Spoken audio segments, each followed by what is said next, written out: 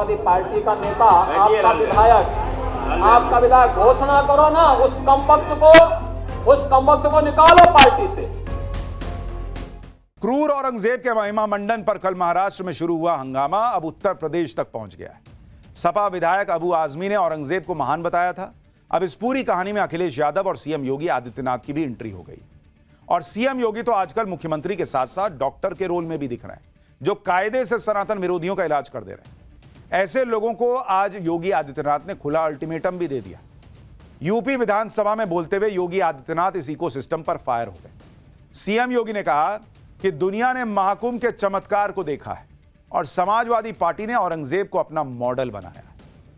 योगी आदित्यनाथ ने औरंगजेब का महिमा मंडन करने वाले समाजवादी पार्टी के नेता और अखिलेश यादव के करीबी अबू आजमी को अपने स्टाइल में इलाज करने की धमकी भी दे दी, वार्निंग भी दे दी एक तरीके से। सुनिए अबू आजमी पर योगी आदित्यनाथ ने क्या कहा, फिर इकोनॉमी के महाकुंभ मॉडल की भी बात होगी। साथ ही यह भी बताएंगे कि कैसे पीएम मोदी गरीबों के पैसे बचाने में जुटे हैं।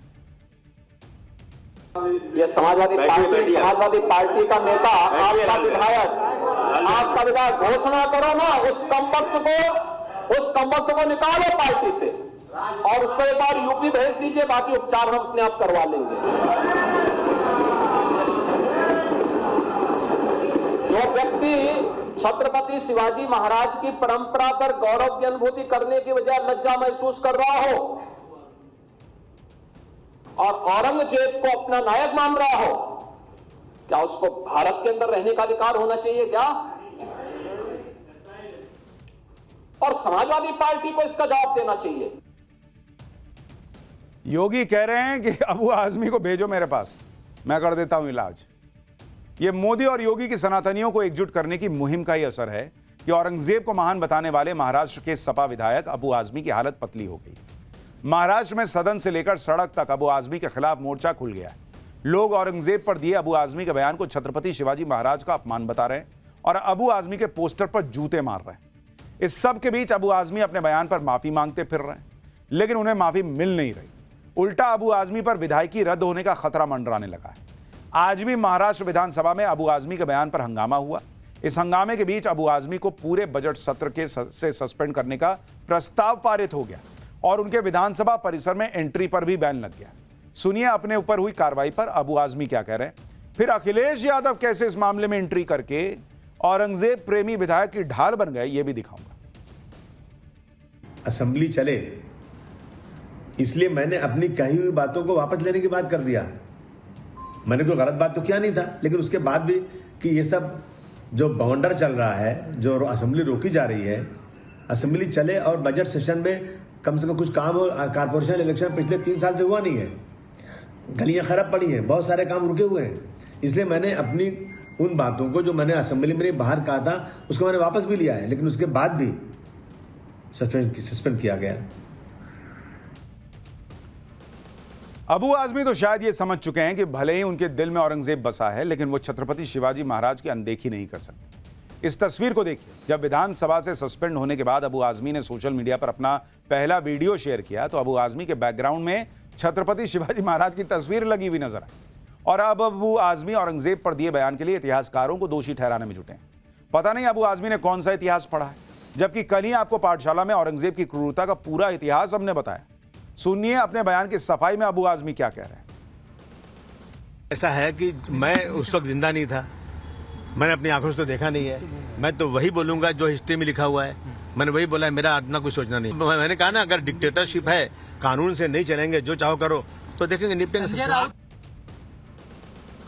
औरंगजेब को हीरो बताने वाले अबू आजमी तो पीछे हट गए, लेकिन शायद अबू आजमी के बयान में अखिलेश यादव को मौका नजर आ रहा है। इसलिए अखिलेश यादव ने अबू आजमी के बयान को विचारधारा से जोड़ दिया और कह रहे हैं कि सही बात कर रहे हैं। अबू आजमी को सस्पेंड किए जाने पर अखिलेश यादव ने ट्वीट किया कि निलंबन का आधार यदि विचारधारा से प्रभावित होने लगेगा तो अभिव्यक्ति की स्वतंत्रता और परतंत्रता में क्या अंतर रह जाएगा। हमारे विधायक हों या सांसद, उनकी बेखौफ बुद्धिमानी बेमिसाल है। कुछ लोग अगर सोचते हैं कि निलंबन से सच की जुबान पर कोई लगाम लग सकता है तो फिर यह उनकी नकारात्मक सोच का बचपना है। ऐसे में सवाल उठता है कि क्या अखिलेश यादव ने औरंगजेब पर अपने विधायक के बयान को सच बताकर इंडी गठबंधन की एक और ईंट उखाड़ दी, क्योंकि इंडी गठबंधन में अखिलेश के सहयोगी उद्धव ठाकरे भी उनके बयान पर सवाल उठा रहे हैं। उन्होंने भी अखिलेश के बयान पर सवाल उठाया और अबू आजमी के को परमानेंटली सस्पेंड करने की मांग कर दी। सुनिए उद्धव ठाकरे। अबू आजमी को निलंबित किया गया है। परमानेंटली करना चाहिए। कितने दिन के लिए किया है? बजट सत्र का। बजट सत्र का क्या मामला होता है? वो 2-3 हफ्ता चलेगा, सप्ताह चलेगा, लेकिन परमानेंटली उसको निलंबन करना चाहिए। अखिलेश जी ने आपत्ति जताई, उनका कहना है नहीं, उनको जताने दो। हम पूरे महाराष्ट्र ने उनके खिलाफ आपत्ति जताई है, और अगर वो चाहते तो वहां से उनका चुन कर लाए। अखिलेश यादव महाकुंभ पर भी राजनीति कर रहे हैं। दूसरी तरफ सीएम योगी महाकुंभ की सफलता के नए नए रिकॉर्ड और सक्सेस स्टोरीज दुनिया को बता रहे हैं। मुख्यमंत्री योगी ने विधानसभा के अंदर बताया कि महाकुंभ से न सिर्फ उत्तर प्रदेश की इकोनॉमी को बूस्ट मिला है, बल्कि लोगों का भी बम्पर फायदा हुआ है। सीएम योगी ने बताया कि एक नाविक और उसके परिवार ने महाकुंभ के 45 दिनों में 30 करोड़ रुपए की कमाई, और यह बहुत चौंकाने वाली बात है। आप खुद सोचिए कि महाकुंभ ने इस तरह से न जाने कितने लोगों की जिंदगी बदल दी। एक बार सीएम योगी को सुनिए, फिर उस नाविक के बारे में बताऊंगा जिसने 30 करोड़ रुपए 45 दिन में कमाए।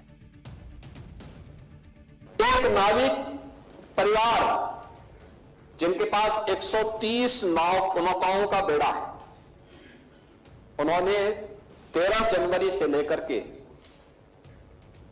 26 फरवरी के बीच में 30 करोड़ रुपए कमाए हैं एक परिवार। आप मुझे बताइए, क्या इतना पैसा कभी कोई कमा सकता है? अभिभूत करने वाला। प्रतिदिन का अगर आप एवरेज देखें तो 50,000 रुपए से लेकर 55,000 रुपए का उनका एवरेज था पर डे की एक नाव से कमाई का। अब नाविक परिवार की करोड़ों की कमाई का गणित भी आपको समझाता हूं। नाविक परिवार के पास कहा जा रहा है कि 130 नावों का बेड़ा है। महाकुंभ 13 जनवरी से शुरू होकर 26 फरवरी तक यानी 45 दिन चला। नाविक परिवार ने हर नाव से रोजाना करीब 50,000 से 55,000 रुपए कमाए।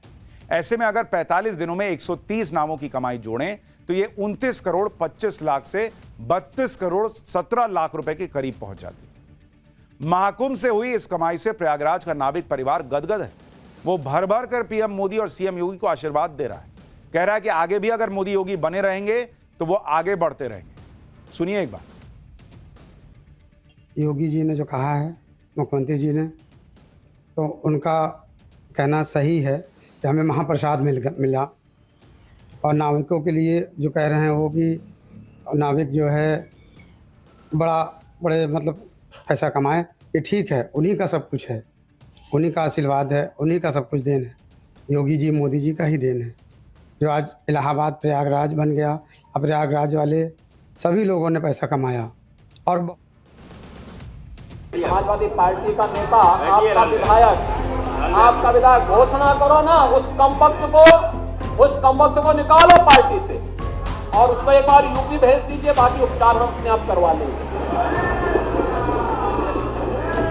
जो व्यक्ति छत्रपति शिवाजी महाराज की परंपरा पर गौरव की अनुभूति करने की बजाय लज्जा महसूस कर रहा हो,